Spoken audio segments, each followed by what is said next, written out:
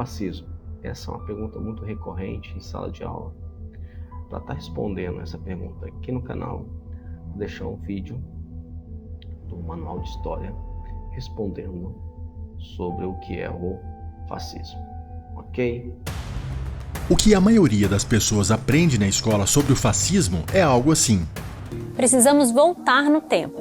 Na Rússia, os bolcheviques implantavam a primeira experiência comunista com a Revolução de 1917. Ao mesmo tempo, na Itália, Benito Mussolini, um ex-socialista, criava um movimento que ficaria conhecido como fascismo. O objetivo principal era combater o socialismo. O nome se baseava na palavra de origem latina fasces, uma espécie de machado com gravetos amarrados usado na Roma Antiga como símbolo de autoridade e unidade do Estado. Mussolini e seus aliados eram conhecidos como os Camisas Negras.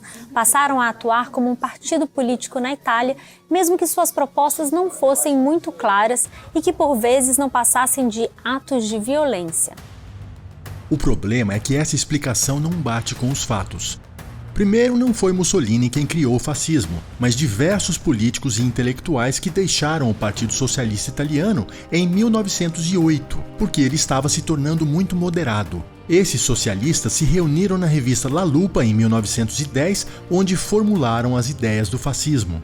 Mussolini só aderiu ao movimento no final de 1914, ou seja, anos depois das bases ideológicas estarem criadas.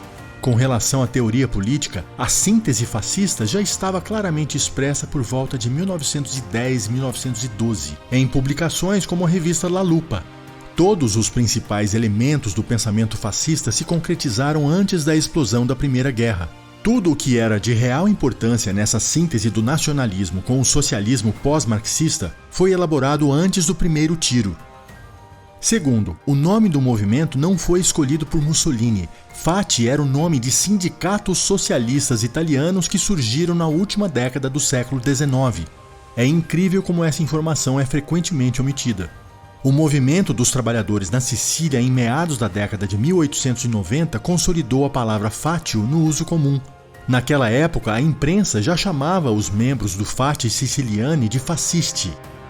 Esses sindicatos eram apoiados pela ala radical do Partido Socialista Italiano, que depois de deixar o partido, começou a amadurecer um socialismo sorreliano que se tornaria o que chamamos de fascismo hoje. E os sindicatos Fatih, ligados a esses intelectuais, aderiram a esse novo socialismo. Ou seja, o movimento Fatih já tinha nascido bem antes de Mussolini entrar para o grupo no final de 1914. Terceiro, o objetivo do fascismo não era combater o socialismo, mas acabar com a democracia liberal por meio de uma revolução socialista em outros moldes, diferentes do socialismo bolchevique, por exemplo. O fascismo não foi uma contra-revolução, mas uma forma alternativa de revolução, rivalizando com o comunismo. Quando foi expulso do Partido Socialista em 1914 por seu apoio à guerra, Mussolini era o político socialista mais popular da Itália. Sua entrada no movimento fascista levou milhares de socialistas a apoiarem o novo movimento. Nessa época, os fascistas denunciaram o Partido Socialista Italiano por sua associação com o marxismo reformista, ao mesmo tempo em que afirmaram a importância de figuras socialistas como Proudhon, Bakunin, Charles Fourier e Saint-Simon.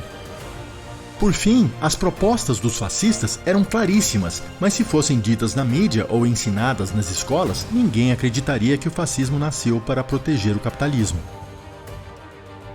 O manifesto do Fatih de Combatimento, publicado no jornal socialista Il Popolo d'Italia em 1919, afirmava: "Queremos um forte imposto progressivo extraordinário sobre o capital, que tenha a forma de uma verdadeira expropriação parcial de toda a riqueza e a apreensão de 85% dos lucros de guerra. Queremos a jornada de trabalho de 8 horas e um salário mínimo. Queremos a abolição do Senado e a criação de conselhos do trabalhador, como os sovietes na Rússia, na indústria, no transporte e nas comunicações com poderes legislativos."